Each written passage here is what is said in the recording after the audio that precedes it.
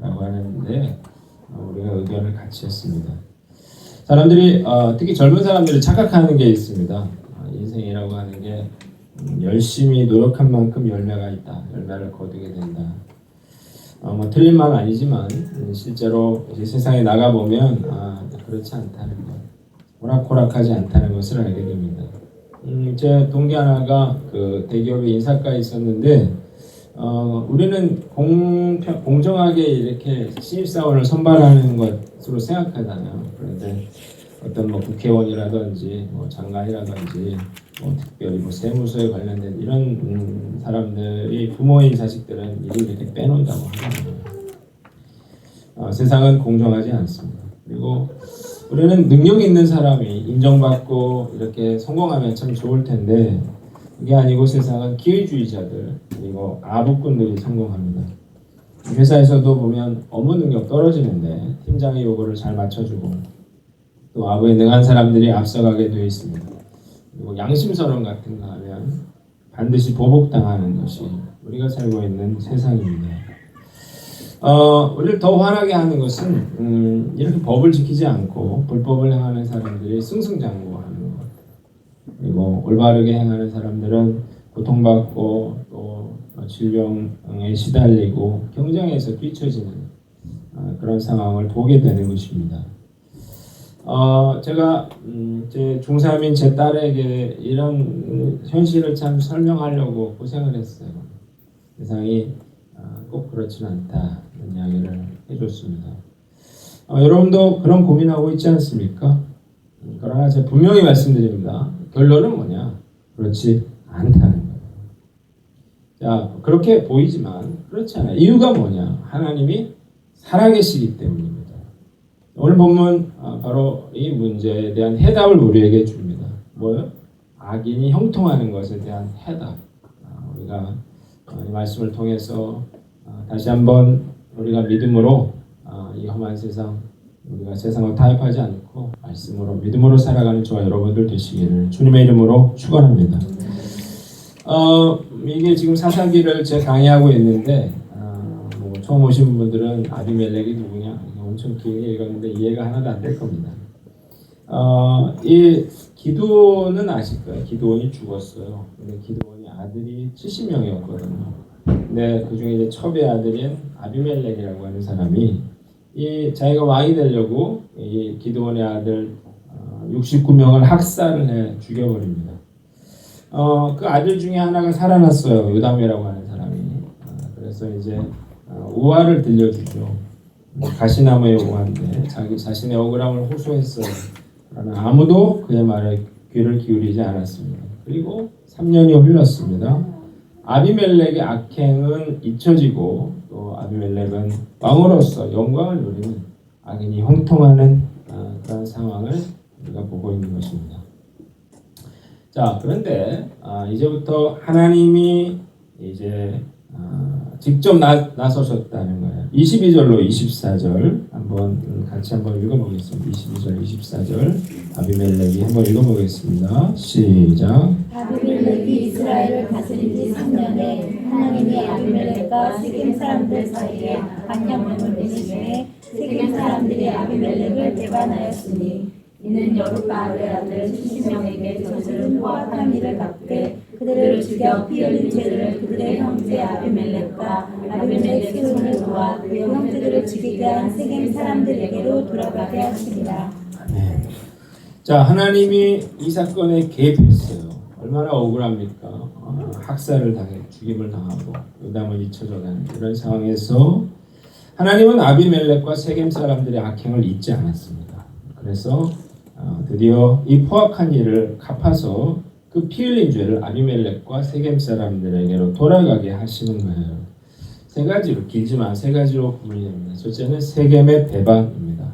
따라합시다. 세겜의 배반. 25절 보니까 세겜 사람들이 산들의 꼭대기에 사람을 매복시켜 아비멜렉을 엿보게 하고 그 길로 지나는 모든 자를 다 강탈하게 하니 어떤 사람이 그것을 아비멜렉에게 알리니라고 했습니다. 자, 본문에는 뭐 정확하게 나오진 않아요. 왜 아비멜렉을 세겜 사람들이 배반했는지 정확하게 나오진 않지만 왕으로 세워놨더니 자기 기대와는 달리 이 아비멜렉이 어떤 그런 억압을 했던 것 같아요. 자, 그래서 이 성읍 사람들이 아비멜렉을 괴롭히려고 산꼭대기에 사람들을 매복해 놓고 그것을 지나가는 사람들을 강탈했어. 이 소식이 아비멜렉에게 알려졌습니다. 마침 그때 이 가알이라고 하는 사람이 이제 이사를 오게 됩니다. 자기 형제들하고. 그런데 이제 이 사람이 신망을 얻게 됩니다.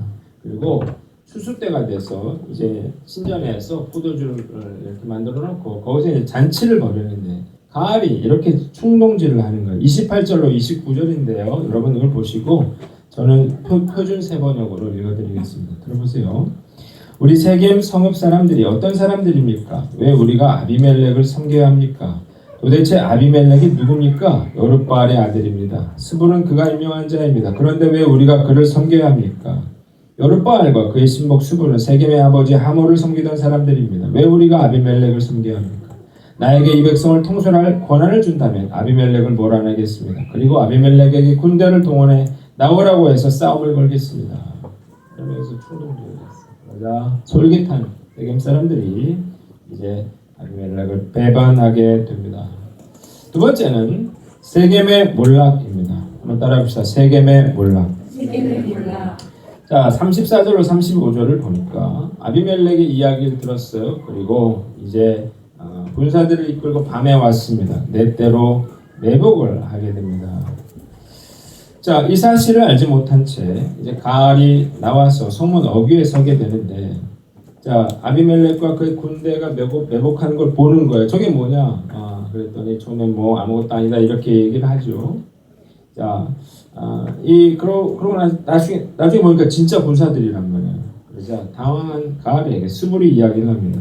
아비멜렉이 누구이기에 우리가 그를 섬기겠는가? 큰 소리 치던 그 용기는 지금 어디로 갔소?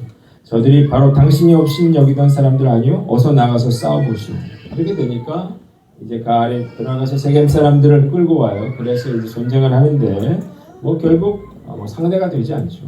아비멜렉이 쫓겨서 도망가고 세겜 사람들은 많은 사람들이 죽게 됩니다. 이제 아비멜렉이 화가 났어요. 악한 사람이잖아요. 이 42절을 보세요. 이튿날 백성이 밭으로 나오매 사람들이 그것을 아비멜렉에게 알렸다.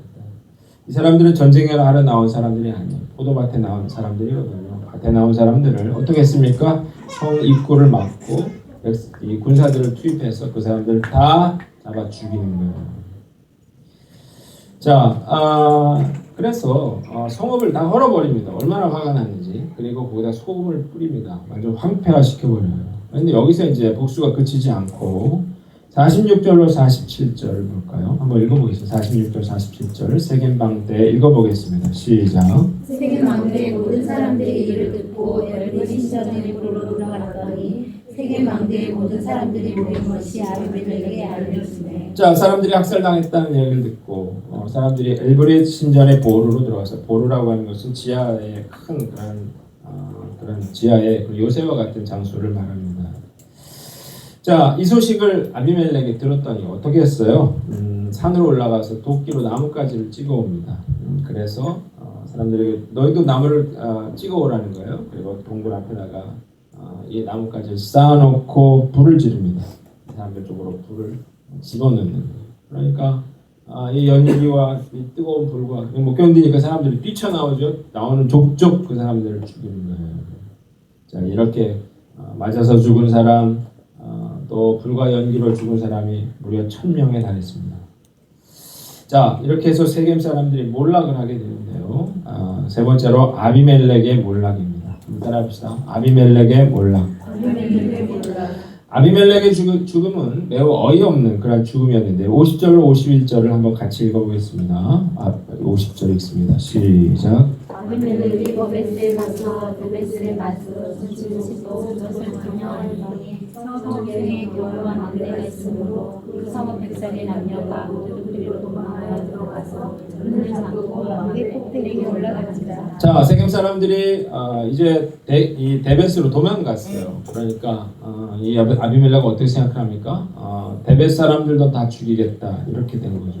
그래서 그들을 이제 치고 점령을 하게 되는데 이 사람들이 어디로 갑니까? 망대로 이제 도피를 하게 됩니다. 백성의 모든 남녀가 그리 들어갔어요. 문을 잠그고 망대 꼭대기로 올라갔어요. 자, 그런데 아까 어떻게 했습니까? 한번 불로 재미를 봤죠? 그러니까 똑같이 하는 거야. 그 망대 문에 불을 붙이면 어떻게 돼요? 산채로 사람들이 거기서 불에 타 죽게 되는 그런 상황이 된 거예요. 이번에도 아비멜렉은 불을 놓으려고 합니다. 자, 그런데 문제는 너무 방심했다는 거예요. 너무 가까이 붙게 됐습니다. 53절 54절을 보니까 한 여인이 맷돌 윗짝을 아비멜렉의 머리 위에 내려던져 그의 두개골을 깨뜨리니 그랬습니다. 너무 바짝 갔어요.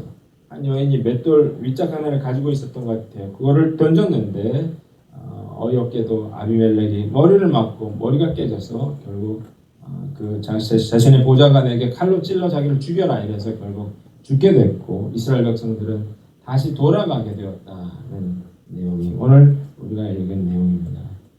자, 길지만 우리가 이 본문 중에서 우리 두 가지를 저는 생각을 해봤어요. 첫째로 하나님이 악행을 갚으셨다는 것입니다. 따라합시다. 하나님이 악행을 갚으셨다.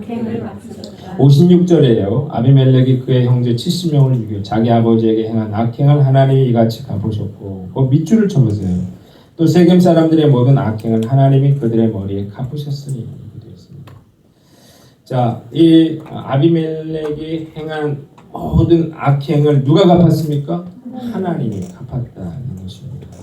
그러니까 세겜이 배신하게 된 것, 또 아비멜렉이 세겜 사람들에게 복수하게 된 것, 또 어이없게 이 아비멜렉이 맷돌에 맞아 죽은 것, 이것은 결코 우연히 일어난 일이 아니라 하나님의 섭리 가운데 일어난 일이었다는 사실을 우리가 깨닫게 됩니다. 여러분, 하나님이 악을 행하는 자들을 절대 그대로 내버려 두지 않습니다. 악을 저지르고 부귀영화를 누리는 자들 반드시 하나님이 심판하게 돼 있습니다. 이것이 우리의 역사가 우리에게 알려주는 것입니다. 독재자들을 생각해 보세요. 독재자들의 말로는 다 비참했어요. 히틀러, 또 이라크의 후세인도 그렇고요. 리비아의 가다피, 이집트의 무라바크, 오사마 빈 라덴까지 굉장히 비참한 추요를 당했습니다. 남의 나라 이야기할 것도 없이 제가 지난달에 그 주간 경향에 나온 그 장충체육관에 관련된 그런 기사를 하나 본 적이 있습니다. 장충체육관이 리모델링을 했는데 무슨 얘기냐면 장충체육관에서 대통령이 여러 선출됐다는 거예요. 잘 이해가 안 가지만 실제로 그랬습니다. 고 박정희 대통령은 공과 사가 뚜렷한 그런 인물이죠. 공은 뭐예요? 우리나라를 근대화한 그런 인물이고, 그 관은 뭐예요? 민주화 억압한 그런 과가 있죠. 5.16 쿠데타로 이제 정권을 잡았어요. 그리고 박정희 대통령이 무려 3번에 걸쳐서 대통령을 연임하게 됩니다.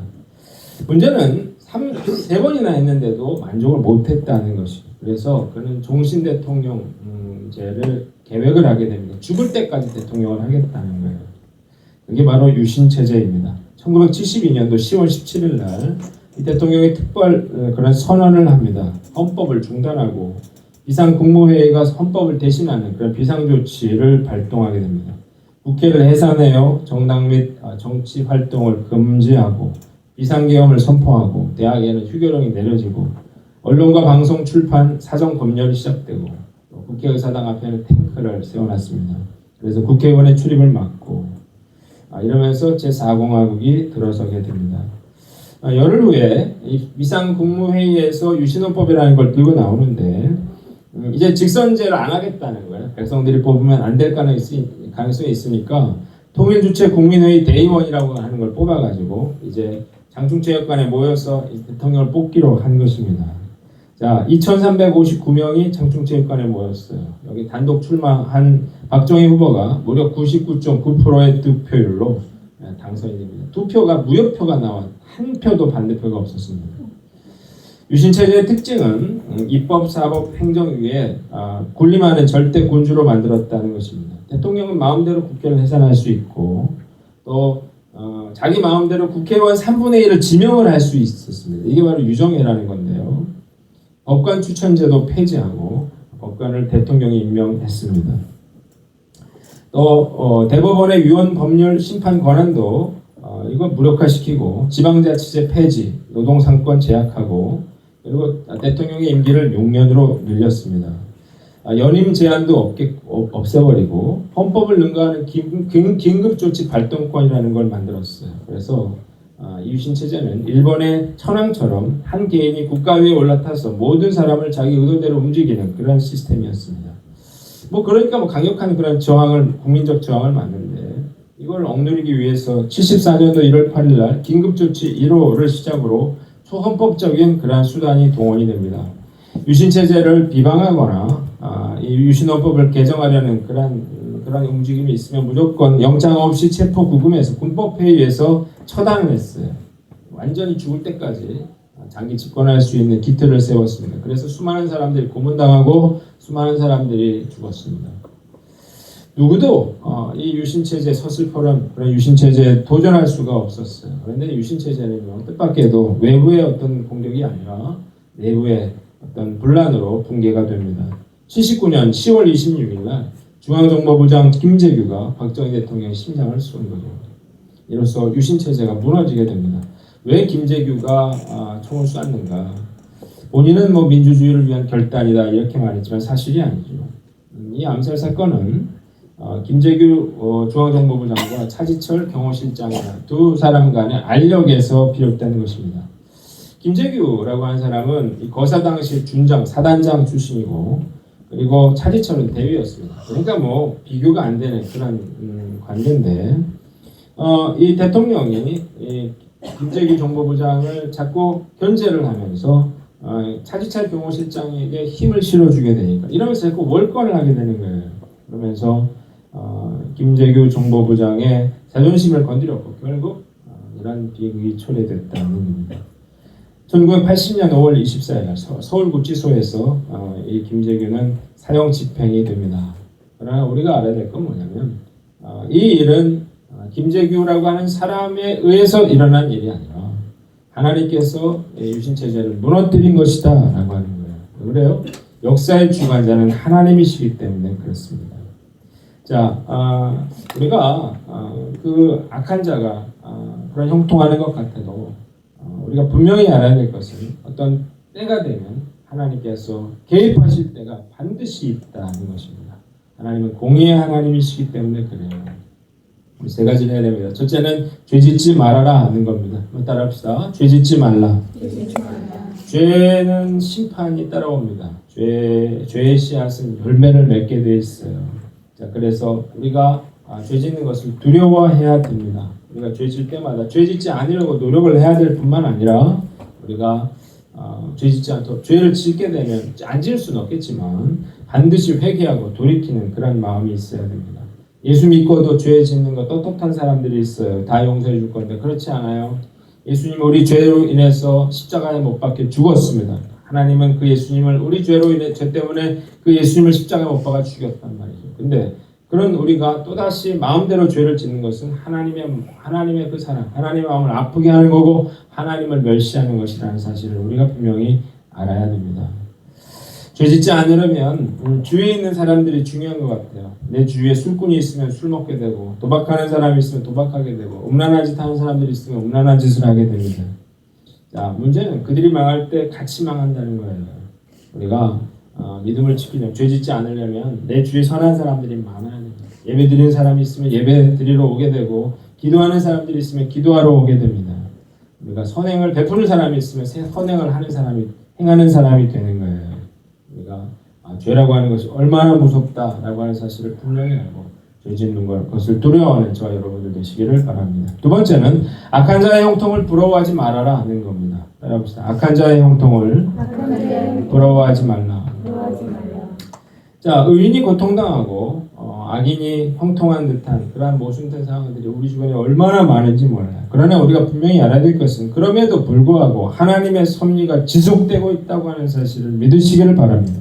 하나님은 그 사람의 그런 행동에 따라서 반드시 공의의 심판을 행하신다는 거예요. 그러니까 우리가 이 사실을 아는 사람은 악한 자가 잘 되는 건 부러워할 게 아니고 우리는 악한 자의 형통을 오히려 불쌍히 여겨야 한다는 것입니다. 여러분 어떻습니까? 인간적인 방법으로 유리한 고지에 오른 사람들, 악한 방법으로 부와 권세와 명예를 얻은 사람들, 이런 사람들 여러분들은 속으로는 겉으로는 욕하지만 속으로는 부러워하고 있지는 않습니다. 우리가 하나님의 안목으로 길게 보세요. 길게. 우리가 지금 보니까 그 사람들이 권세를 영원히 누릴 것 같은 것이죠. 길게 보면 결국 하나님이 그들을 심판하실 때가 온다는 거예요. 우리가 부러워하지 말고 불쌍히 여기는 저와 여러분들 되시기를 바랍니다. 세 번째는 참으라는 겁니다. 한번 따라합시다. 참아라. 자, 오늘 말씀 보면서 저는 그런 생각이 들더라고요. 복수를 하는데 너무 지나친 복수를 하는 거예요. 자, 뭐 가알이 그런 얘기를 했지만 사실 그 반란을 일으키려고 했던 건 아닌 것 같아요. 그런데 가서 그 사람들 다 몰살시키고 밭에 나온 사람들까지 다 몰살시키고 그리고 망대에 피한 사람들은 어떻게 돼요? 불질러 죽이고 그리고 데베스에도 불을 지르러 갔다. 무슨 뭐 악의 화신 같아요. 사람들이 산채로 타 죽는 걸 보고 즐기는 것 같은데 우리가 생각해 볼 건 왜 그렇게 화가 났냐는 거야. 아비멜렉이 왜 그렇게 화가 났냐. 이유가 있습니다. 이 세겜 사람들이 자기의 자존심을 건드렸기 때문에 그래요. 28절에 보면 가알이 세겜 사람들을 충동질하는 장면이 나옵니다. 여기 보면 뭐라고 되어 있어요? 아비멜렉은 누구며 세겜은 누구이기에 우리가 아비멜렉을 섬기리요. 그가 요룹바알의 아들이 아니냐? 그 장관은 스불이 아니냐? 차라리 세겜의 아비 하몰의 후손을 섬길 것이라 우리가 어찌 아비멜렉을 섬기리요. 이게 굉장히 이 아비멜렉에게는 치명적인 그런 말이었다. 이게 뭐냐면 자기가 3년 전에 왕이 될 때 뭐라고 말하고 왕이 됐습니까? 그 기드온의 아들 50명이 70명이 너를 다스리는 게 낫냐? 아니면 너희 친척인 내가 너희들을 다스리는 게 낫냐? 이래가지고 지금 자기가 이 세겜의 왕이 된 거거든요. 자, 그런데 지금 뭐라고 얘기하는 거야? 네가 사실은 기드온의 아들이 아니냐는 거, 우리하고 상관없는 자라는 거 아니에요. 그래서 화가 나는 거예요. 분노로 이성을 잃었습니다. 자, 그래서 이렇게 악한 짓을 한 건데요. 여러분, 요즘 우리 사회 보니까 분노 조절이 잘 안 되는 것 같아요. 도로에 나가면 정말 이런 일을 쉽게 볼 수 있습니다. 앞차 갑자기 그 앞차 자기 앞에 끼어들었다는 그 이유로 앞차가 천천히 간다는 이유로 막 보복 운전을 하죠. 운전이 이게 수위 조절이 안 되는 것 같아요. 막 30분 동안 1시간 동안 괴롭히는 사람도 있고 또 저도 동영상 봤는데 갑자기 끼어들어서 브레이크를 밟아가지고 오히려 그 차가 중앙선 넘어가서 앞에 차를 들이받고 막 이런 경우도 있어요. 고속도로에서 갑자기 급정거해가지고 뒤에서 받아서 사람이 죽기도 했습니다. 심지어는 트렁크에서 야구방망이 꺼내다가 유리창을 깨뜨린 미친 사람들 같아요. 근데 이렇게 나중에 조사를 해보면 아무 문제가 없는 평범한 그런 사람들이었다는 거예요. 지난번에 세미나에 제가 가다가 목사님하고 얘기하면서 가다가 어이없는 일을 당했습니다. 제가 1차선에서 제 앞차 이렇게 따라가고 이렇게 있었는데 뒤에 에쿠스가 이렇게 바짝 붙었어요. 바짝 붙더라고요. 그러더니 갑자기 2차선을 옮기더니 제 앞을 딱 끼어들었어요. 뭐 그런가 보다 했는데 속력을 줄이는 거야 그때부터. 그래가지고 이 업체와 같이 세대가 나란히 이렇게 가게 됐어요. 왜 저러나 어안이 벙벙했는데 갑자기 창문 쫙 내리더니 손가락 욕을 제가 정말 얼마나 열이 나든지 속으로 저걸 쫓아가서 그냥 저 사람이 나한테 왜 저럴까 그랬더니 내가 잘못한 건 없고 그냥 스타렉스 탄 거가 잘못인 것 같아요. 스타렉스가 알짱거렸다는 제가 앞에서 내가 쫓아가서 내가 그걸 해주려다가 그냥 스타렉스라서 참았습니다. 쫓아갈 수도 없고 왜 이런 일이 벌어지는가 보면 이게 분노의 속성이에요. 화를 내면 더 화가 나게 돼 있습니다. 그래서 우리가 분노를 초장에 잡아야 되는데 부부싸움도 그렇지 않습니까? 그냥 거기까지만 하면 되는데 괜히 한마디 더 해가지고 어떻게 해요? 완전 대박 터지는 경우가 있어요. 자, 여러분 참으십시오. 한번 화를 내면요, 그 분노 조절이 잘 안 돼요. 분노는 어떻게 돼요? 더 큰 분노를 낳는다고. 아비멜렉 어느 정도 하면 될 것 같은데 어떻게 해요? 완전 끝장을 보고 있는데요. 이게 아비멜렉만의 이야기가 아니라 얼마든지 나도 이렇게 될 수 있어요. 왜 그래요? 그게 분노의 속성이고 보복의 속성이라는 거예요. 그렇지 않아요? 사소한 시비가 났는데 어떻게 됐어요? 누가 폭력을 행사하면 어떻게 합니까? 집에 들어가서 칼 꺼내오고 이렇게 되는 그런 상황들이 뭐 아무 이유는 없어요. 그냥 단지 째려봤다는 이유로 그렇게 행동하는 사람들이 정말 많습니다. 자, 평소에 한번 따라해보자. 참는 습관을 들여라. 이게 평소에 이게 돼야 열받는 상황에서 이런 짓을 안 할 수 있습니다. 또 제가 보니까 착한 사람이 그럴 수 있는 것 같아요. 옥눌려 있다가 폭발해 버릴 수 있는 것 같아요. 사탄이 우리 약점을 잘 알고 있습니다. 뭘 분노하는지 그걸 알고 우리를 공격을 하는데요. 우리가 내 연약함을 알고 분노가 아니라 분노로 문제를 해결하지 않고 우리가 사랑과 용서로 문제를 해결하는 저와 여러분들 되시기를 바랍니다. 오늘 한 가지 더 보면 57절 후반절에 보면 여룻바알의 아들 요담의 저주가 그들에게 응했다 그랬잖아요. 그러니까 하나님이 악을 갚으신다는 것. 두 번째는 하나님의 경고는 성취된다는 것입니다. 한번 따라합시다. 하나님의 경고는 성취된다. 하나님의 경고는 성취된다. 자, 요담이 그런 경고를 했거든요. 20절에 보면 뭐라고 했습니까? 뭐라고 분명히 경고했어. 아비멜렉에서 불이 나와서 세겜 사람들과 밀로의 집을 살릴 것이고 세겜 사람들과 밀로의 집에서도 불이 나와 아비멜렉을 살릴 것이다. 이렇게 경고를 했거든요. 실제로 어떻게 됐습니까? 아비멜렉에서 불이 나와서 세겜 사람들이 죽었죠. 그리고 어떻게 했어요? 세겜에서 불이 나와서 아비멜렉이 죽게 됩니다.